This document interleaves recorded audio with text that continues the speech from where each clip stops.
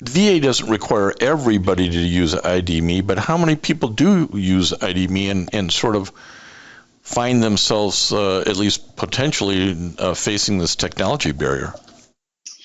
I would have to pull up the exact number that I had in my article because I don't know off the top of my head how many veterans are registered on ID.me, but you're right that not every single veteran has to use ID.me. The point in which you would encounter it is if you're trying to log into your va.gov account and access particular records. It is one of the options in order to log into My Health eVet. So that would be one way of verifying your identity in order to log in and access your medical records.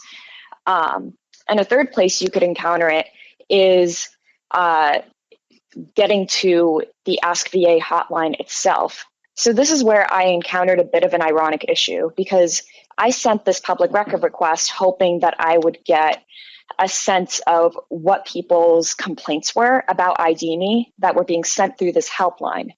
But what I quickly realized was that you had to have your identity verified in order to even ask a question. So people were trying to ask a question saying, I can't get my identity verified with ID.me. And then they would get an automatic response back saying, we can't answer your question because your identity hasn't been verified. So it becomes a circular issue where there's really no solution. And there were just dozens of, frankly, agonizing complaints to read where you're just seeing exactly what the problem is. And it's just a circular trap that a lot of people were stuck in. Yeah, I think you had identified about 1 million people logged into VA through ID.me in the last year, and about that sounds right. And about 700 complaints in a 2 or 3 month span.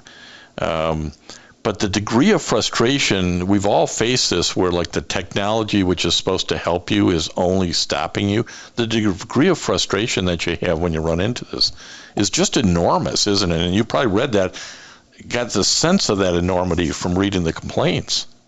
Listen to this full episode and more on the Apple Podcasts app, Blog Talk Radio, Google Podcasts, or iHeartRadio. And now streaming on Amazon Music, Audible, and Spotify.